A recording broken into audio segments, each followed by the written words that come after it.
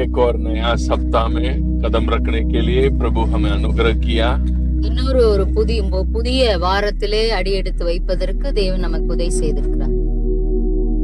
इस नया सप्ताह में प्रभु आपके साथ रहकर आपके हर एक बात में वो अपनी महिमा और सामर्थ को प्रकट करने के लिए तैयार है। இந்த வாரத்திலும் எல்லா காரியத்திலும் தேவன் உங்களோடு இருந்து அவருடைய வல்லமையையும் அவருடைய மகிமையையும் உங்களுக்கு வெளிப்படுத்த அவர் உண்மையுள்ளவராய் இருக்கிறார். विश्वास के साथ आप आगे बढ़े अपने जिंदगी में। விசுவாசத்தோடு நீங்கள் முன்னேறி செல்லுங்கள். विश्वास के द्वारा हम हर एक चैलेंजेस को हम आसानी से जीत सकते हैं। விசுவாசத்தின் மூலமாக எல்லா சவால்களையும் நாம் எதிர்கொள்ள முடியும். हमारे हर एक स्वप्न, हमारा हर एक ड्रीम्स और रियलिटी, इस दोनों के बीच में सिर्फ एक गैप है। that gap should be filled by the faith. நம்முடைய கனவு, நம்முடைய சொப்பனங்கள், நம்முடைய எல்லா ட்ரீம்ஸுக்கும் அது உண்மையாக மாறுவதற்கும் இடையே ஒரு இடைவெளி இருக்கிறது. அது விசுவாசத்தினால் நிரப்பப்பட வேண்டும். जब आपके अंदर वो सामर्थ है, ड्रीम और रियलिटी को फेथ से भरने का सामर्थ अगर आपके अंदर है, அந்த சொப்பனத்தையும் அது உண்மையாக மாற்றுகிற இடைப்பட்ட இடைவெளியிலே விசுவாசத்தை நீங்கள் நிரப்புவீர்களானால், அந்த வல்லமை உங்களுக்கு இருக்குமானால், मैं कह रहा हूँ आपके हर एक ड्रीम, आपके हर एक स्वप्न को आप 100% आपकी जिंदगी में आप होते हुए आप देखने वाले हैं बहुत जल्दी. உங்கள் வாழ்க்கையிலே இருக்கிற எல்லா சொப்பனங்களையும் 100% நீங்கள் அதை உண்மையாக நீங்கள் மாற்ற முடியும், பார்க்க முடியும். But only the powerful people can fill that gap. இந்த வல்லமை உள்ள மனிதர்கள் மாத்திரமே இந்த இடைவெளியை விசுவாசத்தால நிரப்ப முடியும்.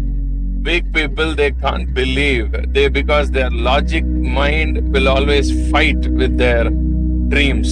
இது பலவீனப்பட்டவர்கள் இத செய்ய முடியாது. பலவீனப்பட்டவர்களுடைய இருதயமானது இந்த உண்மையான இந்த தன்மைக்கு இடையில இது ஃபைட் பண்ணிட்டே இருக்கும். फ्लैश का एक कैरेक्टर क्या है? फ्लैश का एक कैरेक्टर क्या है? वो बहुत ज्यादा संदेह करेगा. மாம்ச சிந்தையுடைய ஒரு பெரிய குணம் என்னன்னா அது சந்தேகப்பட்டுட்டே இருக்கும். वो संदेह इतना ज्यादा करेगा, वो उस गैप को, ड्रीम और रियलिटी के बीच में जो गैप है, उस गैप को कभी भर नहीं पाएगा. सो ऑटोमेटिकली वो आपकी जिंदगी में होते ही वो हमारे हाथ से निकल जाएगा. இந்த சந்தேகமானது உங்களுடைய சொப்பனத்தை ரியாலிட்டியா மாற்றுகிற அந்த இடைப்பட்டி இடைவெளிய அது வர மாதிரி இருக்கும். ஆனா அது உங்க கையை விட்டு போயிரும். क्योंकि आपका हृदय जो है उसके साथ जुड़ नहीं पा रहा है. ஏனென்றால் உங்கள் இருதயமானது அந்த இடைப்பட்ட அந்த இடைவெளியில விசுவாசத்தோட அதை இணையாது.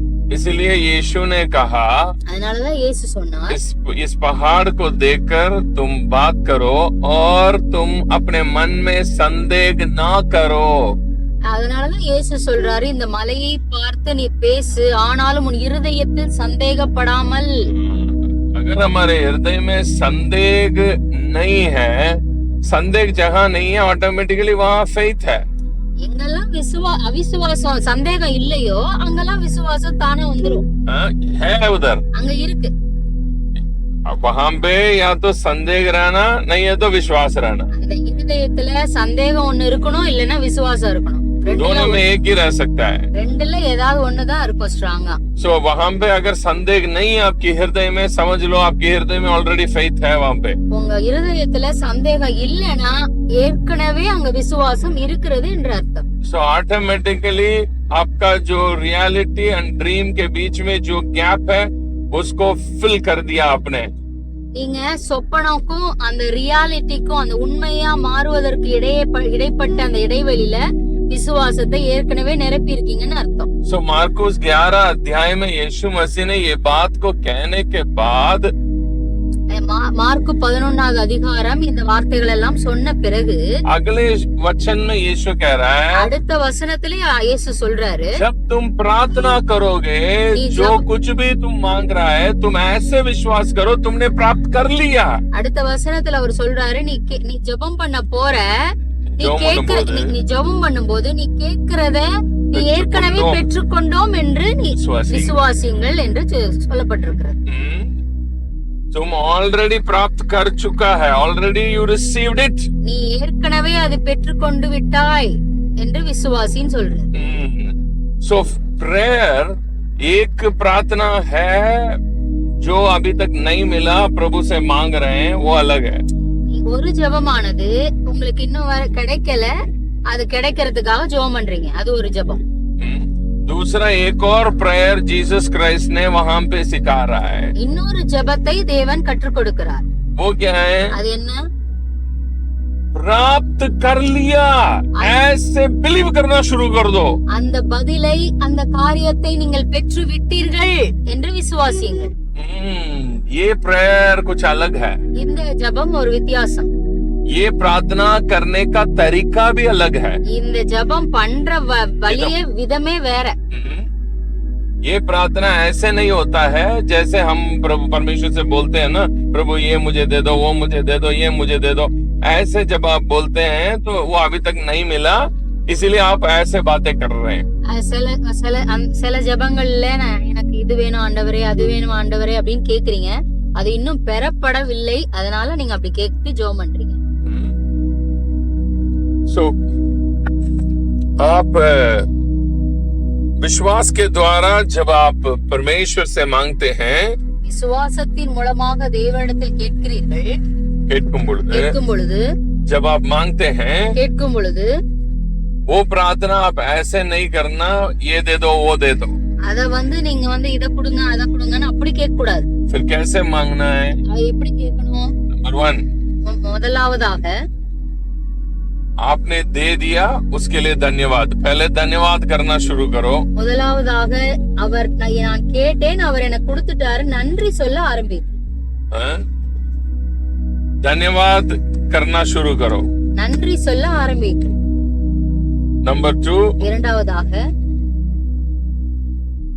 उसको प्राप्त करने से किस प्रकार की इमोशंस आपके अंदर रहेगा, वो इमोशंस आप में दिखना जरूरी है. நீங்க அந்த காரியத்தை பெற்றுக்கொண்ட பிறகு உங்களுக்கு வருகிறதான உணர்வானது எப்படி இருக்குமோ அந்த உணர்வை நீங்க வெளிப்படுத்த ஆரம்பிங்க. वहाँ पे सबसे बड़ा बात यही है मेनली. அதுல ரொம்ப முக்கியமானது இதுதான். आपका इमोशंस को ऐसे मेंटेन करना, मैंने इस चीज को प्राप्त कर लिया, ऑलरेडी मिल चुका है मुझे. அந்த இடத்துல நான் இந்த காரியத்தை நான் பெற்றுவிட்டேன் என்ற ஒரு விசுவாசத்தோடு உணர்வோடு நீங்கள் அதை செயல்பட வேண்டும். How to activate your feelings like that? நீங்க எப்படி உங்க உணர்வை நீங்க ஆக்டிவேட் பண்ணணும்ன்றத நீங்க பார்க்கணும். कैसे एक्टिवेट करना है? எப்படி உணர்வை வெளிப்படுத்துறது? ये इतना आसान नहीं है. இது ரொம்ப சாதாரணமானது கிடையாது, ரொம்ப கடினம். हर कोई ऐसे अपनी इमोशंस को ऐसा एक्टिवेट नहीं कर सकते. எல்லாருமே இப்படி அவங்க உணர்வை இப்படி வெளிப்படுத்த முடியாது. फिर उस चीज को कैसे करें? அந்த உணர்வை எப்படி வெளிப்படுத்துறது? वहाँ पे आप एक काम करना है, आप एक स्क्रिप्ट लिखना जरूरी है. அங்க நீங்க ஒரு வேலை செய்ய வேண்டியது இருக்கு. அங்க ஒரு ஸ்கிரிப்ட் எழுதணும். ஒரு नोट और पेन लेके बैठ के लिखना शुरू करो. நீங்க நோட் பென் எடுத்து நீங்க எழுத ஆரம்பிக்க வேண்டும். क्या क्या आपके जीवन में आप मांग रहे हैं, वो ऑलरेडी आपके जीवन में आप प्राप्त कर दिया. उसको पास्ट टेंस में लिखना. मिलने के बाद आप कैसे रहेंगे उसको आप पास्ट टेंस में लिखना है. நீங்க ஒரு காரியத்தை கேட்டீங்க, அது கிடைச்சிருச்சுன்றத, அது கிடைத்து விட்டது, அது பாஸ்ட் டென்ஸ்ல நீங்க எழுதணும். वो कैसे मिला वो भी आप एक कहानी के जैसे लिखना है. நீங்க அது எப்படி கிடைச்சிச்சுன்றத ஒரு கதை வடிவத்துல நீங்க எழுத வேண்டும். फॉर एग्जाम्पल, உங்களுக்கு ஒரு எக்ஸாம்பிள் உதாரணத்தை சொல்லுகிறேன். आपको एक घर चाहिए. உங்களுக்கு ஒரு வீடு கிடைக்கணும். आप उसको कैसे करना है। सो आपको है ना एक बिजनेस आपने शुरू किया, उस बिजनेस के अंदर अचानक आपको एक बहुत बड़ा प्रोजेक्ट मिला। सो उस प्रोजेक्ट के अंदर से आपको इतना बड़ा प्रॉफिट आया। सो उस प्रॉफिट से आपने ऐसे एक जमीन लिया। सो उस जमीन में आप बिल्डिंग बनाने की सोच रहे हैं। अचानक आपको आपकी फैमिली से कुछ अमाउंट आया। सो ऐसे आप एक स्टोरी को बनाओ। நீங்க வந்து ஒரு பிசினஸ் பண்றீங்க, அந்த பிசினஸ்ல திடீர்னு உங்களுக்கு ஒரு ப்ராஃபிட் கிடைச்சிச்சு. அந்த ப்ராஃபிட்ல இருந்து நீங்க எடுத்து ஒரு இடம் வாங்குறீங்க. அந்த இடத்தின் மூலமாக ஒரு வீட கட்டணும்னு முயற்சி எடுக்கிறீங்க, அத கட்டிடுறீங்க. உங்க அப்பா அம்மா உங்க आपका परिवार से कोई पैसा आया, உங்க குடும்பத்திலிருந்து சில பணங்கள் வருகிறது. सो उसको भी रख के आपने एक अच्छा से बड़ा मकान बना रहे हैं। அந்த பணத்தை வைத்து ஒரு நல்ல பெரிய வீட்டை நீங்கள் கட்டுகிறீர்கள். You have to make a story. நீங்க வந்து கண்டிப்பா ஒரு கதை வடிவத்தில் இதை எழுத வேண்டும். बिकॉज आपका इमोशंस है ना, वो इतना जल्दी एक चीज को बिलीव नहीं करेगा। ஏனென்றால் உங்கள் உணர்வானது அவ்வளவு அதிக சீக்கிரத்திலே எந்த இதையும் அது அக்செப்ட் பண்ணாது, ஏற்றுக்கொள்ளாது. जब तक वो चीज को वो अपने आंखों के सामने होते हुए नहीं देखता है, वो बिलीव नहीं कर पाएगा। எதுவரையும் அது தனக்கு முன்பாக அது உண்மையாக பார்க்காத வரைக்கும் அது விசுவாசிக்காது, அது அக்செப்ட் பண்ணாது, ஏற்றுக்கொள்ளாது.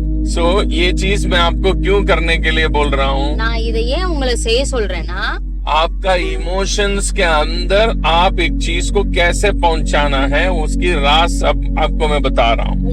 உங்கள் உணர்வுக்குள்ளாக அதுவரையும் நீங்க எப்படி அந்த ஒரு விஷயத்தை நீங்க எப்படி ரீச் பண்ண வேண்டுமோ அந்த வழியை நான் உங்களுக்கு கற்றுக் கொடுத்திருக்கேன். Make a script. நீங்க வந்து ஒரு கதை வடிவத்தில் எழுதுங்கள். आपको जो चाहिए उसको कहानी बनाओ. உங்களுக்கு என்னெல்லாம் தேவையோ அத வந்து ஒரு கதையாக அதை எழுதுங்கள். And also you have to make that story in the past tense, not in the future tense. ऐसे होना है, ऐसे होना है, ऐसे होना है, ऐसा मत लिखना. आपको लिखना पड़ेगा उसको past tense में, हो गया.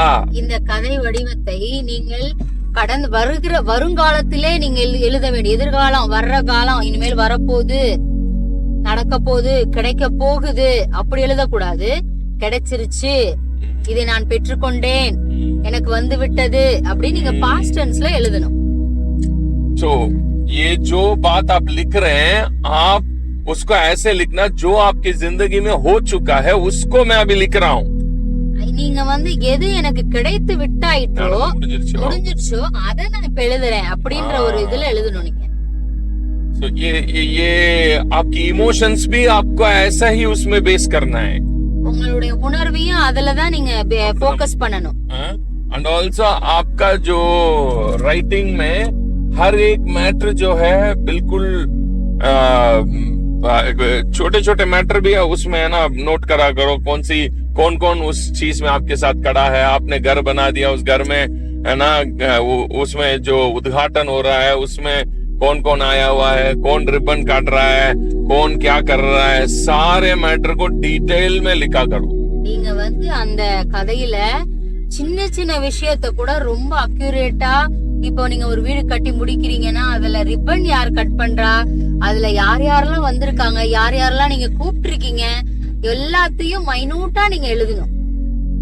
ये सब क्यों मैं करने के लिए बोल रहा हूँ, நான் ஏன் இத கூட நான் செய்ய சொல்றேன்னா, क्योंकि ये मैटर जब आप करेंगे, आपका ड्रीम और रियलिटी के बीच में जो गैप है उसको फिल सही तरीका में करना पड़ेगा. ऐसा नहीं उसको फिल कर दिया, मैं विश्वास कर रहा हूँ, मैं विश्वास, ऐसा मुंह से कहते रहने से नहीं होता है वो. இந்த வந்து இந்த சொப்பனத்துக்கும் அந்த உண்மையா நடைபெறுவதற்கும் இடைப்பட்ட இடைவெளிய சரியான முறையிலே நீங்க நிரப்புறது ரொம்ப அவசியமானது.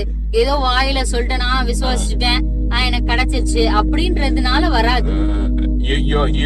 your emotions, आपका हृदय में संदेह ना करो का मतलब आपका इमोशंस जाके उसमें जुड़ना पड़ेगा. நீங்க அந்த இருதயத்தில் சந்தேகப்படாமல் என்று இயேசு சொல்றாருல, அது வந்து உணர்வு பூர்வமானது, உணர்வோடு அது இணைக்கப்பட வேண்டும். फील जब तक जाके उस गैप को फिल नहीं करता है, तब तक आपका बिलीव अभी तक उस चीज में नहीं गया. எப்ப வரையும் உங்க உணர்வானது அந்த இடைவெளியை நிரப்பாத பட்சத்துல உங்களுக்கு எந்த நேரத்திலும் விசுவாசம் வராது, அதை நீங்க பார்க்க முடியாது. इसलिए यीशु ने ये भी कह रहा है, जो कुछ भी तुम प्रार्थना में मांगते हो उसको मिल गया, वो मिल गया करके कैसे विश्वास करें? நீங்க ஜெபித்ததை நீங்க பெற்றுக்கொண்டு விட்டீங்க அப்படின்னு எப்படி விசுவாசிக்கிறது? उसके लिए मैं आपको अभी सीक्रेट्स बता रहा हूँ. அதுக்காக ரகசியத்தை தான் நான் இப்பொழுது கற்றுக் கொடுத்தேன். सो आप इस बात को ध्यान से करें, स्क्रिप्ट लिखे और उस स्क्रिप्ट को रख के उसके बाद आपका इमोशंस को क्या करो, उसके साथ रख के इमेजिन करना शुरू करो. நீங்க இந்த நான் சொல்லி கொடுத்ததான இந்த காரியத்தை தெளிவாக செய்து இந்த ஸ்கிரிப்டை வைத்து கதை வடிவத்தை வைத்து அத உங்க உணர்வுல அதோட மேட்ச் பண்ணணும், அதை இமேஜின் பண்ண கற்பனை செய்ய ஆரம்பிங்க. So ये जब आप करेंगे, you are making that reality to come to pass. இது கற்பனை உங்களை நீங்க உண்மையாக மாற்றுவீர்கள், அதை நீங்க பாப்பீங்க. So prayer के बारे में इन दिनों में हम सीखते हुए आ रहे हैं. நம்ம ஜெபத்தை குறித்து நாம் கற்றுக்கொண்டு வருகிறோம். आज मैंने आपको वो प्रेयर के बारे में सिखाया, कैसे एक चीज मिल गया, वो प्रेयर कैसे करना, मिल गया प्रेयर.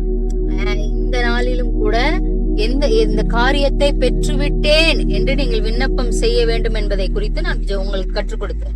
So ये करो, இதை செய்யுங்கள்.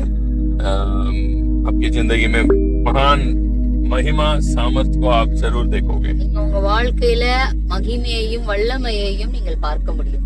God bless you. Have a nice day. God bless you all. கர்த்தர் உங்களை ஆசீர்வதிப்பாராக. Have a nice day.